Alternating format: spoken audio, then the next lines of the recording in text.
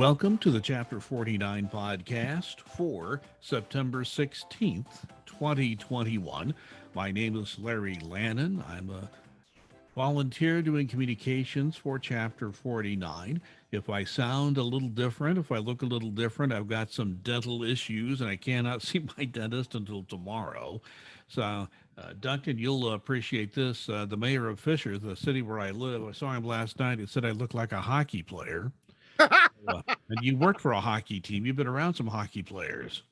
Yes, I have. And trust me, you know, if you've got any teeth at all, you're doing much better than most hockey players that I worked with back in the day. Yeah, it's, I feel so. Those guys, the puck is not forgiving with your mouth. So, yeah, there's No. not much you can do about that. So, Duncan, welcome back. Good to talk to you again. I think we should start off by just saying we thank the National Union. We had our guest, the executive vice president at the national level, and we had quite a response to that. And then the National Union put a link to our podcast, our audio podcast, onto their FAQs, which is still up there. So we have seen an explosion of people watching and listening to our podcast. And last week we did, I think, give people a pretty good overview from both lawyerly and from the top of the union viewpoint as to what's going on with vaccinations. And that will once again be the lead issue for us today. So it's kind of amazing. Our little podcast just for Indiana has started to explode here lately. Yeah. And it's because we give out, you and I both strive to get out great information when we have guests. The guests are very informative. Last week's podcast, to me, couldn't have gone any better because Jim Bailey is a wealth of information. He has a very sharp legal mind, been doing this for decades. You handle how to question and follow up very, very well. I was there for basically just throwing in little things, but I attribute it. Jim just did a wonderful job, and this is nothing I would say in front of him. Yes, the dynamic between the two of you is quite interesting. But Jim and I go back a long ways. I do want to say one thing for everyone's benefit. We try to make this a weekly podcast, but next week, due to scheduling, we will not be producing a podcast. So just be aware of that. We will be back in 2 weeks. So we're not going away for a long period of time, but we will be gone next week. Now, while we're gone, keep in mind, we will still be updating our Facebook page. You can find our Facebook page by going to Facebook and simply going there and doing a search under NTEU Chapter 49 Indiana. You do that search, you'll find it, like it, and or follow us, and you'll get all the updates in your Facebook news feed. We're up to almost 400 people who either follow or like that page. So it's getting popular. We try to put information up there as quickly as possible, but we also use the podcast to discuss in more depth some of the issues. So just a couple. And I'll be sending out emails as information breaks on issues that we'll be talking about today, or that may crop up later. And that does bring us to the once again the issue of the day: the vaccinations. The vaccination mandate that was issued by the president in an executive order. We've read that executive order and we're waiting on more details about all that. And there have been some rather interesting developments on that scene. And I would like you to update all of us on that. Yeah, it's, they've come out now with management has come out and saying they're really pushing people to get do the attestation form. Previously, the guidance that we've done on this podcast and that National's done is that was not required. At this point, I'm going to say that if you're directed by management to fill out the attestation form, that I would advise you to do so, because it is not illegal, and I don't want to get anybody jammed up by following a legal order that could get them in trouble for insubordination. You still have the option to say, I don't wish to disclose this. The reason I say that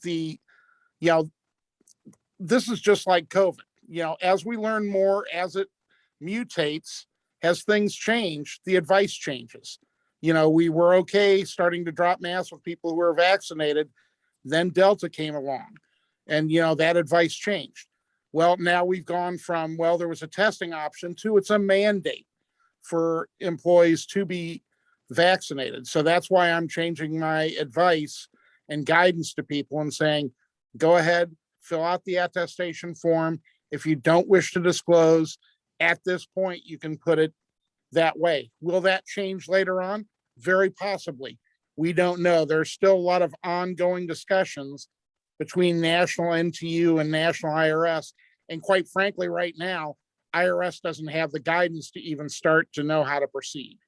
And it should be noted, and Jim Bailey did note this last time, that there is a group at the White House, or appointed by the White House, all involved with either a White House staff or appointees of the president, who are all getting together and making decisions as to how this is going to run. I think we have some background music, Duncan. Is that you? Yeah, this is a working office, so by golly, the phones are going to go off, the computer goes off. It's just one of those things. Okay, so you have to talk about the elephant in the room, and that was the elephant. So, yeah, there'll be music chimes in. Just don't worry. It's just something that happens. As Duncan said, he's trying to work even as we're doing the podcast, multitasking to the nth degree. All right, what were we talking about? We're talking about the safer group from the White House. And the safer group from the White House is putting these guidelines out. Originally, there were supposed to be some guidance available today, Thursday, on the 16th. I don't think that's going to happen.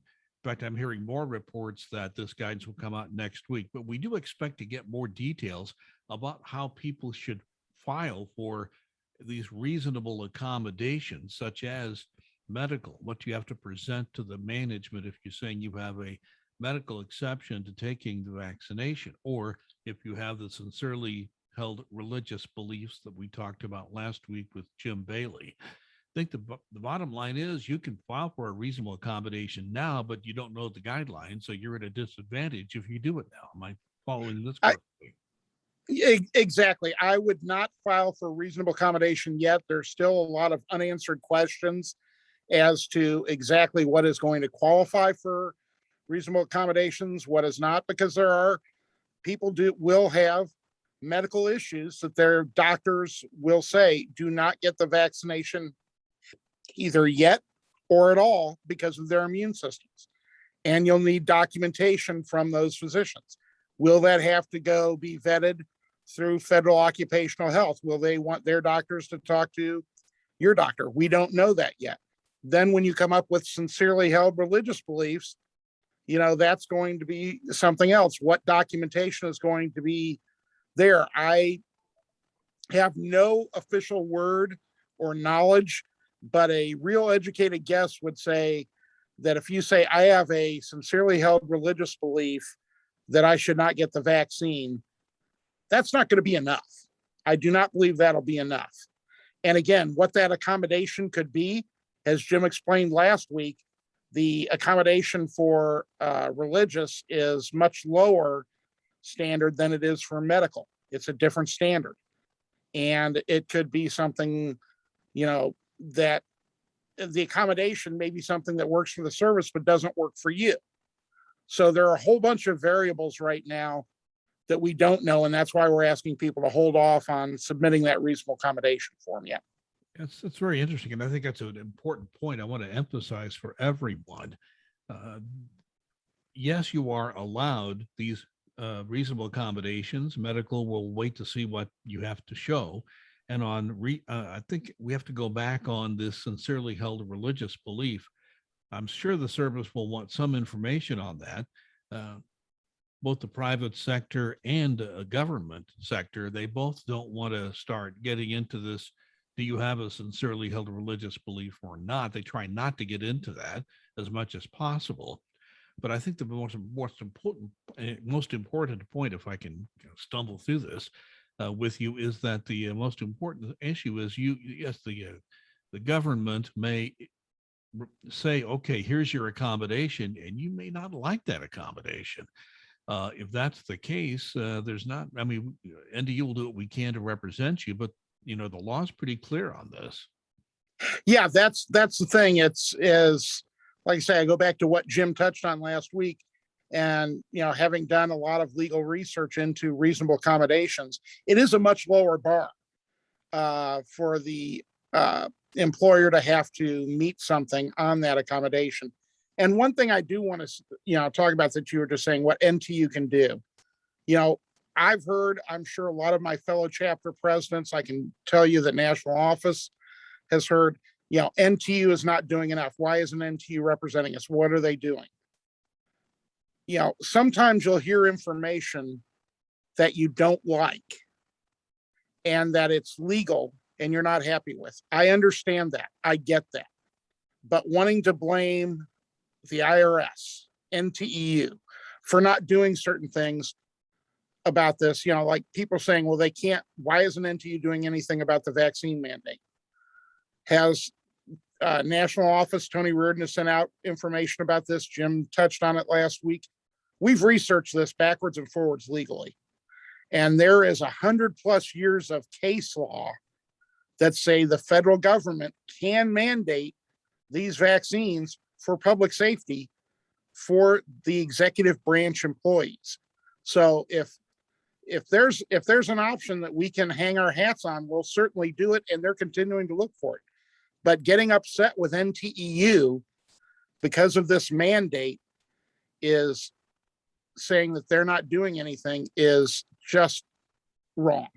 Well, just from our conversation with Jim Bailey and your communications with people at the top echelons of NTEU, that's probably what those people have been spending most of their time on for the last several weeks. The whole issue over vaccinations, the beginning of the attestation forms, and then this mandate that came out from the White House. I mean, they're looking at this from every possible angle. Sometimes the law is clear and there's only so much a union can do. And I think NTEU will do everything it can to represent people as we go through this whole reasonable accommodation process. And Jim Bailey kind of intimated that's where the rubber meets the road. And that's where the chapter leaders of the various chapters, and I know we have people listening in Indiana, but also people who listen throughout the country now, that your local chapters will be handling any of these issues on an individual basis. And that's how it's going to be handled. Every case is a little bit different, but you need to know what your chances are before we go into that whole process. A reasonable accommodation issue has always been something that the union can challenge through our contract. Yeah, and that's the whole phrasing of it. Reasonable accommodation. Is it reasonable for the government to do something? A lot of people are saying, I just want to work from home, period. I don't want to get vaccinated. Well, is that going to be reasonable for the government once the evacuation order is lifted? You just don't know. We have not gotten that information. And again, that's where that rubber meets the road that Jim was referring to. We haven't gotten down that far yet. We are, it's a little bit less than 1 week since this evacuation order was announced as we record this. And somebody said to me earlier, hasn't this only been done for 6 days? And I'm like, yeah, but it's like dog years. It feels like 42 days. Well, I think the evacuation order has been around for a while. You're talking about the vaccination mandate, excuse me. It's easy to misspeak that. We get so many of these things juggling at the same time. But I think that the key here is that everybody needs to wait for the guidance. And once it's out, we'll let you know. Don't worry about it. The National Union will do it. Duncan's going to do it directly to the membership, and we'll have it on Facebook. And we'll talk about it on this podcast in a couple of weeks as to where we stand on that. So are there any other comments, issues you want to harp on here and just kind of zero in on before we move on to another subject? I just, like I said, I just want everybody to understand that, NTU is doing what we can, where we can, within the bounds of legal. People are saying, well, it's a political issue. No, it has absolutely nothing to do with politics. It has to do with settled case law, period, end of story. And the settled case law, that includes, as Jim referenced last week, a case that went to, that they just had one Supreme Court justice, the newest one, for Indiana University students who said, we don't want to be vaccinated and be required to do that to attend. And the newest conservative Supreme Court justice said, no, it's settled case law. They have the right to do that. So when we're saying that legally the president has the right to do this mandate, we are looking at every angle to try and take care of every member's concern. But sometimes the answer is not going to be what you're happy with. People would like to drive 70 miles an hour on Interstate 465 here in Indianapolis. But that's not the speed limit. The legal speed limit is 55 miles an hour. You mean there really is a legal speed limit on the Indianapolis Interstate? I don't know if It's surprising. People think they're trying to qualify for the 500, but yes, there is a speed limit, and people do get pulled over and people get ticketed and get upset, but it's the law. And again, that's what we go back to. It's the law. So I think we just want to caution people. I mean, there's nothing preventing you from turning in a reasonable accommodation request. We just wouldn't recommend it now. We want to know what the rules of the road are and be able to advise you on how to put that together and help you with that if you choose to go that route, either for a medical reason not to be vaccinated or a sincerely held religious belief. We want to make sure you put your best foot forward in making that case. So, you certainly are entitled to do that, and we will move forward that way. As we move forward in this podcast, we talked about this with Jim Bailey last time. There are two issues facing all government workers now. The first one is the budget that is running our agencies, the ability to pay for our federal government, is running out at the end of this month. Our fiscal year ends at the end of September. We don't have a budget in place. The House has done some budget work. The Senate has done none, as I understand it, up to this point. Now, that's one issue. The other issue is sometime in October, the debt ceiling will be reached, and the government may not have the legal authority to pay its bills. So let's start with the continuing resolution possibility, because when there is no budget in place by the end of the fiscal year, the normal procedure is to pass a continuing resolution. Sometimes the Congress talks about the so-called clean resolution, meaning that's all that's in the measure, and it sails through both houses. Sometimes there are members that try to, tack something onto it that might be controversial, that would be a poison pill where it wouldn't pass. So what do we know now about the budget as we face the end of the fiscal year in just a couple of weeks? That they're going to have to get to work pretty darn quick on something, because in 2 weeks, we will be shut down. We have heard that there are talks about a continuing resolution. And again, you hit on the exact issue. Is it going to be a quote clean resolution and just funding at this year's level? Or are they going to be talking about adding some other things in that, one party or the other, specifically the White House, has an interest in adding on to? So we just don't know at this point, but they're going to need to get this hashed out pretty quick, because I don't think it's anybody's interest to have any sort of shutdowns. Yeah, the last thing you want is a shutdown with everything else going on. Right. Going on now. You put a shutdown on top of that, and heaven help us all. So we'll be watching that. We'll be using Facebook to update you if it's something critical.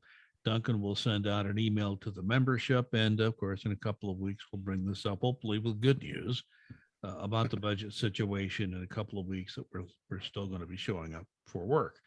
The other part of this is the debt ceiling. That's actually a different issue with some of the same impacts. It wouldn't shut the government down, but could become very complicated in any agency being able to fulfill its mission and keep everything running. And that's a whole different issue. And there hasn't been a lot said about that recently. No, there hasn't been near enough talked about on this.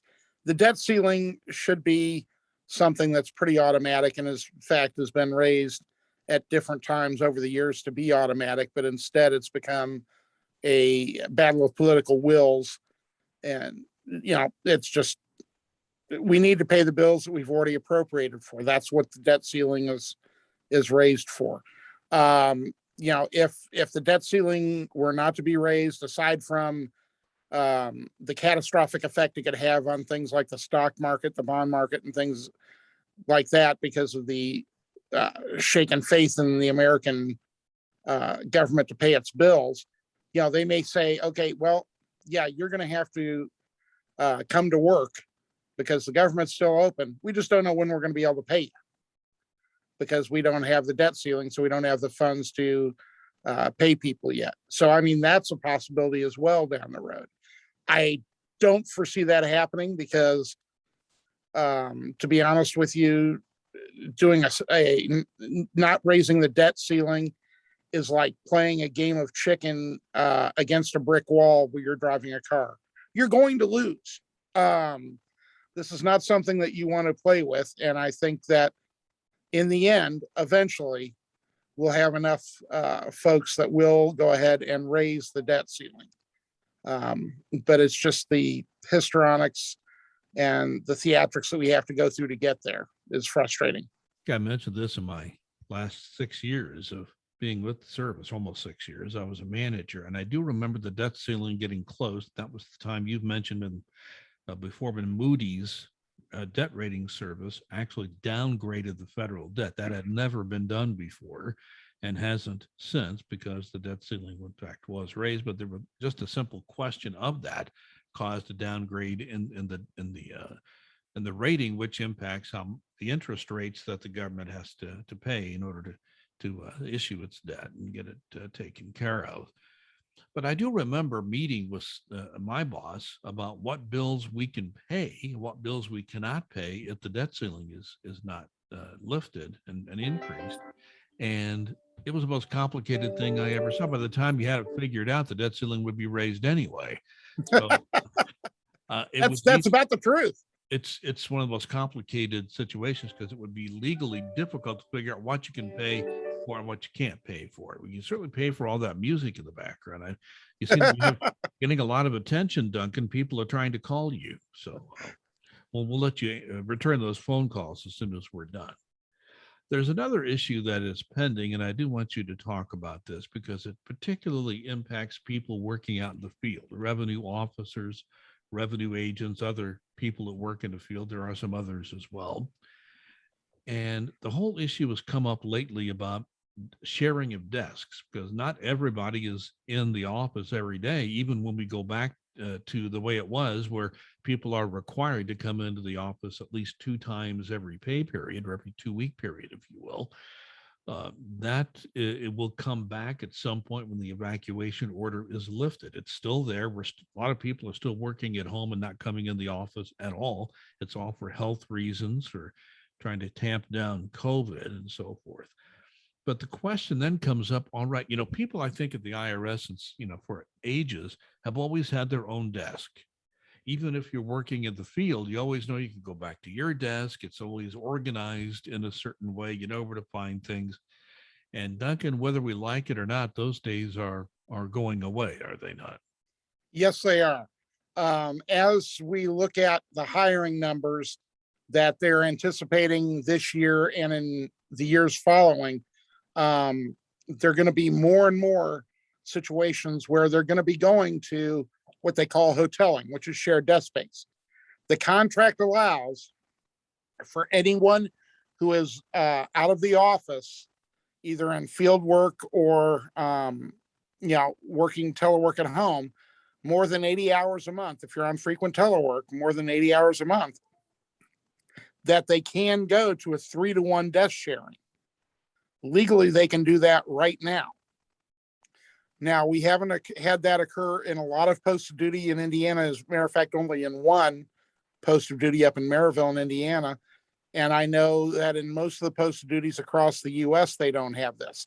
But it's going to be coming.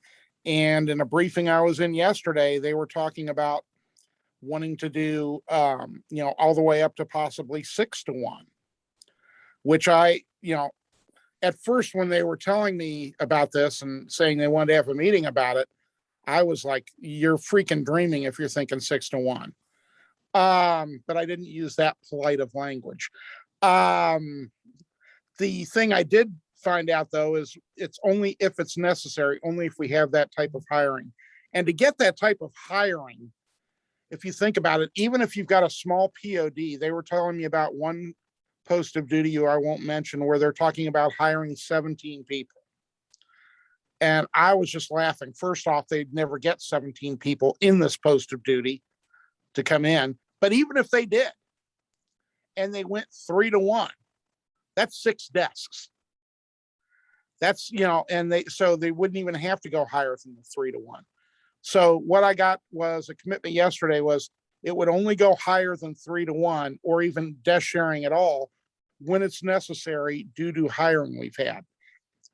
This would not impact the call site because those folks are there, the entire time. But in the future, if we've got folks that are frequent teleworking in the call site or any call site across the country, with this new contract where they're going to be able to do that, could that mean that there's desk sharing there? Absolutely. Absolutely, because those folks will also be going into the 3-to-1 pot right off the bat per the agreement. That's really an interesting double-edged sword. You want people to have telework options, and so many more people will have that as a result of the new contract. And of course, the evacuation order has created that. Unfortunately, it's because of COVID. You don't like that, but the fact is people are working out of their homes entirely in places like toll-free where they had not before. So this hoteling issue is sort of a byproduct of that. And I was always, fascinated by the fact that if you look at the IRS budget, there are 2 major expenses that the government has at the IRS. Number one, by far, would be salary and benefits. That's the number one expense to the IRS. But number 2 is rent, and then you go way down for the next one. So those, what we're seeing, I think, Duncan, is the service saying we're going to cut back on the rent, how much space we have to rent, and therefore we're going to have this hoteling issue. So when that happens, I guess the question I would ask you is, as a union president, what are you looking out for? What are you pushing for as far as the people who are impacted by this in terms of, implementation, that kind of thing? Well, the first thing I would want to see is where they're getting their data from. Right now, they were talking about a look back period pre-COVID. And I said, well, that's a little problematic for me because you're going to have people who have been working from home all this time who may have made the decision that they don't want to work from home again. They're tired of working from home. And as one person on the call said, and I'm not going to mention their name, said, yeah, because that their wife is tired of them being at home. And I'm like, I did not say that. You're the one that said that. But somebody else then mentioned, well, there are also going to be people that have worked from home that haven't worked from home previously that really enjoyed it and don't want to come into the office as much. So you have to weigh all of those things. And I want to make sure that there's an accurate look back period. So we're taking care of the people that are going to be, if you're wanting to be in the office, that you are going to have a space, but conversely, that means you're not going to be able to frequent telework. The days of having your cake and eat it too are going to be dwindling as rent leases come up.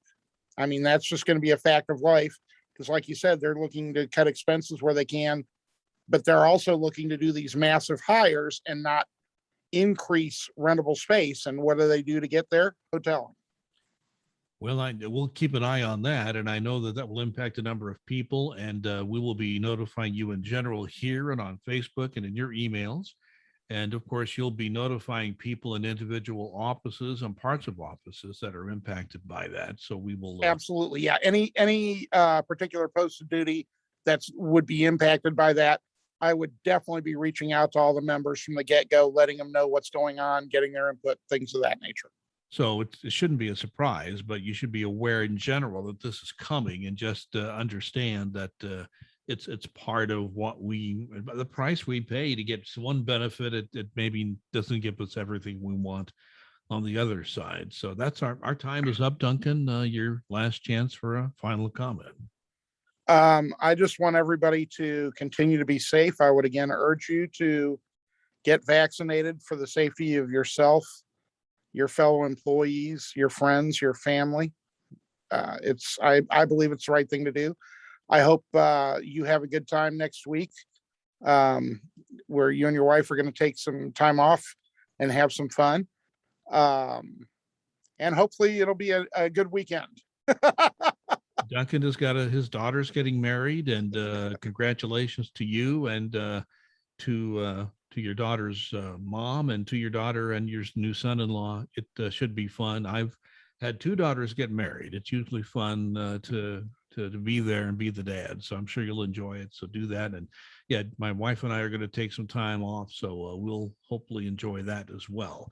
And you just heard Duncan Giles. He's our chapter president here at Chapter 49. And we would like to thank you for listening to the Chapter 49 podcast. It's generally a weekly podcast. We will miss next week, but we'll be back in a couple of weeks. You can find our audio podcast on any podcast platform that you might find. Just go ahead and search under podcasts by Larry Lannan, Lannan.